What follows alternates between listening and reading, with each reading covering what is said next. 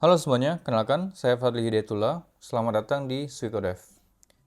Pada video kali ini kita akan mencoba dan melihat sekilas project IDX dari Google ya teman-teman. IDE dari Google yang udah ada AI-nya. Nah sebelum kita hands-on ngoding langsung di project IDX ini, kita baca terlebih dahulu apa yang ditawarkan si project IDX ini di landing page-nya. Nah di sini udah ada welcome page-nya. Nah, welcome to Project IDX. Jadi Project IDX ini adalah kayak IDE yang udah ada AI-nya dan berbasis cloud, di mana project kita itu nantinya akan disimpan di cloud dan sudah didukung dengan banyak framework, bahasa, dan layanan, integrasi langsung ke layanan Google, menyederhanakan proses development, membangun dan deliver aplikasi itu secara cepat, mudah, dan berkualitas. Get to work quickly wherever you are. Nah, jadi kita bisa langsung buka projectnya itu di browser dan akses si Google Project IDX ini. Misalnya develop with Gemini in IDX. Nah, IDX ini udah ada AI di dalamnya. Jadi kita nggak harus install kayak misalnya GitHub Copilot atau misalnya Codeium.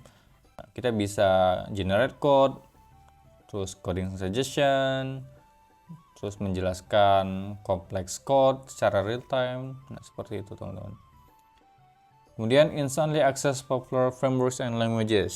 Nah, di sini kita nggak harus setup sana sini untuk install misalnya mau buat project Angular, Next.js, Flutter dan lain-lain. Nah, ini udah ada template-nya buat kita bisa langsung gunain teman-teman. Jadi tinggal langsung ngoding. Nah, dan di sini juga ada optimize your apps across platform. Bisa ngoding mobile app development lah. Oke, kita langsung aja klik get started untuk memulai. Nah, pastikan teman-teman udah login dulu ke akun teman-teman. Nah, di sini saya akan login ke akun saya yang satunya. Oke, yang masih fresh ya.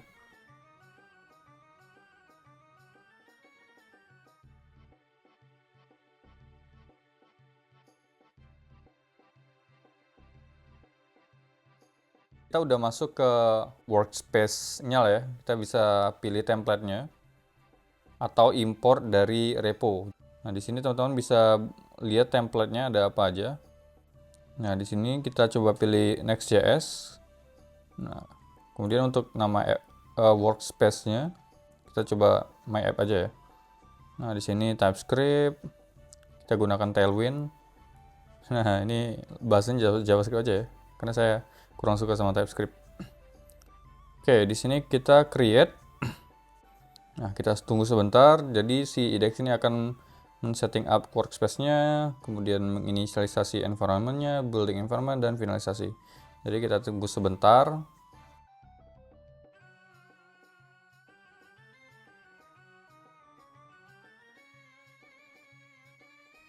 Nah, jadi di sini teman-teman si IDX-nya sedang mengkonfigurasi project-nya.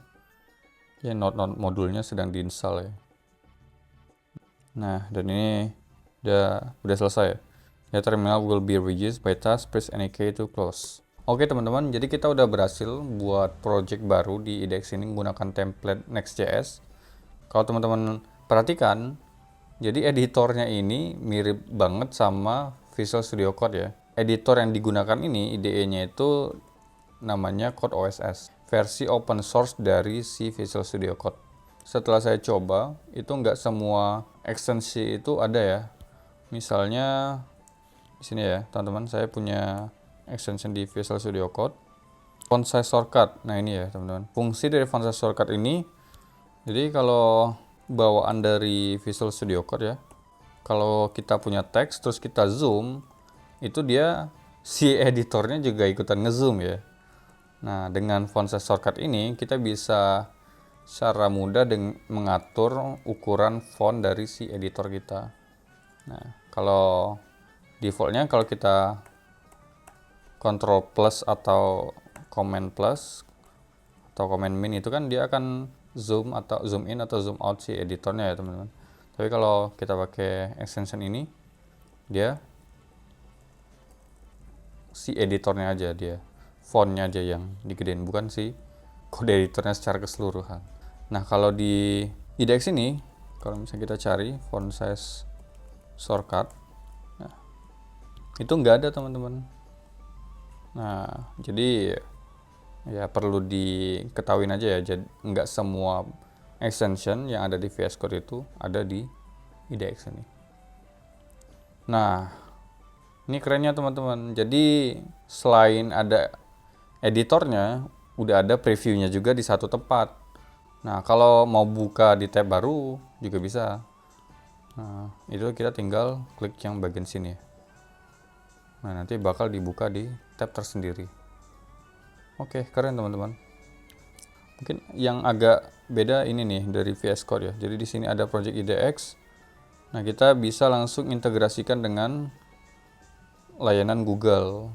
Nah, ini salah satu benefit atau nilai jual dari si IDE ini teman-teman. Oke, selainnya sepertinya sama ya kayak si VS Code. Oke, selanjutnya kita akan coba AI-nya, auto completion dari Gemini ya. Nah, kita coba buat fungsi sederhana aja dulu, const sum. Nah, oke, dia kalau teman-teman lihat, kita ketikin sedikit, dia udah ada auto completion ya. Nah, dia udah memprediksi apa yang ingin kita tulis. Nah, kita tap untuk menerima suggestion-nya. Nah, bagaimana kalau misalnya kita coba inline ininya ya, chatnya ya. Nah, di sini teman-teman bisa lihat ada code action, ada explain selected code, add comments, do anything with selected code, chat with Gemini. Nah, start inline chat. Nah, di sini saya akan coba start inline chat. Apakah dia sudah support bahasa Indonesia? Mari kita coba. Oke. Oke, keren. Keren teman-teman. Jadi dia udah bisa buat button. Nah, kalau kita coba di sini, misal kita hapus aja ya. Nah, dan kita coba button hello. Tapi oh ya, ini ada varian ya. Varian default. Kalau misalnya varian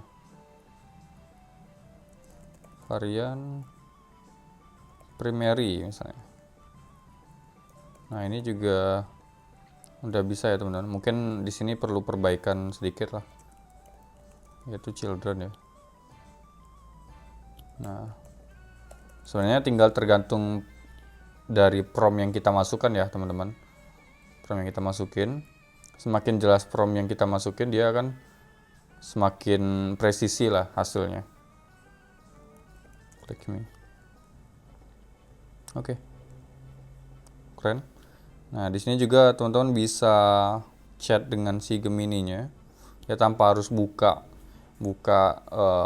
misalnya chat GPT lagi. Ya sebenarnya udah ada extensionnya di VS Code juga udah banyak sebenarnya. Tapi ya itu, ini dia udah integrasi dengan Gemini. Apa yang baru dari React 19?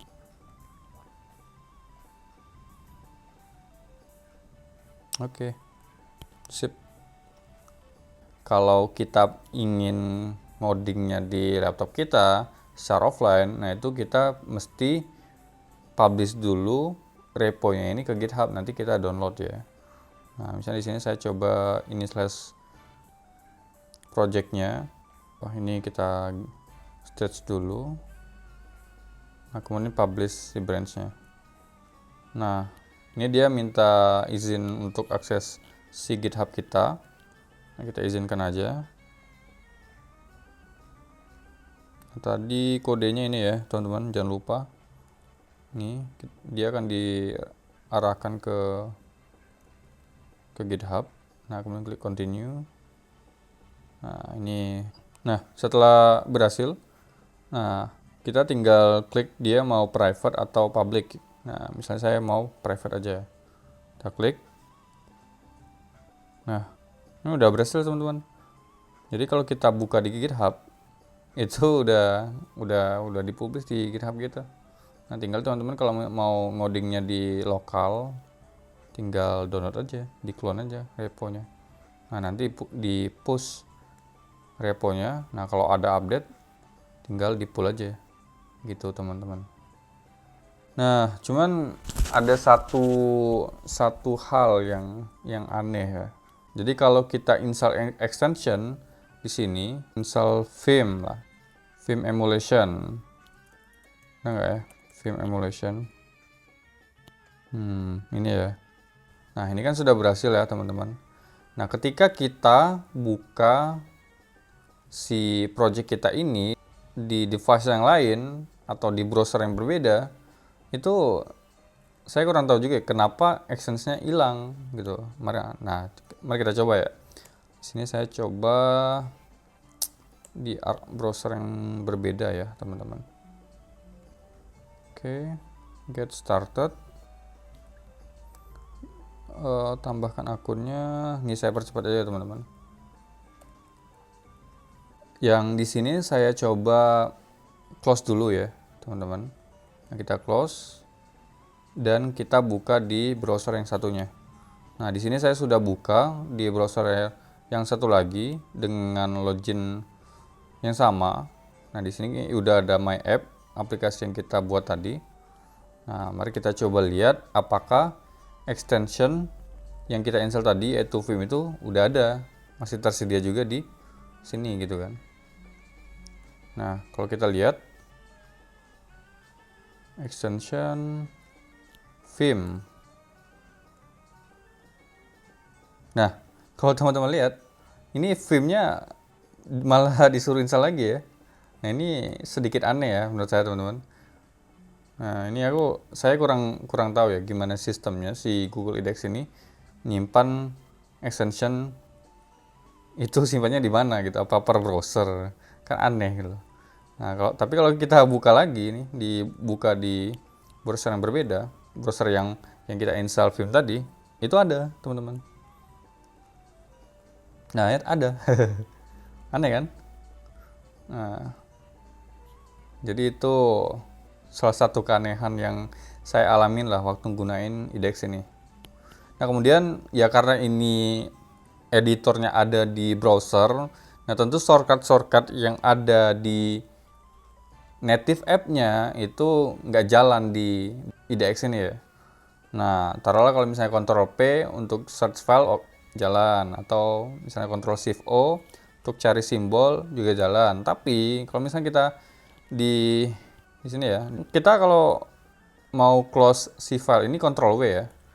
Nah, kalau di sini itu close si browsernya, tab browsernya teman-teman. Nah, jadi ini sedikit perlu pembiasan atau perlu remapping si code untuk nge-close file ini ya.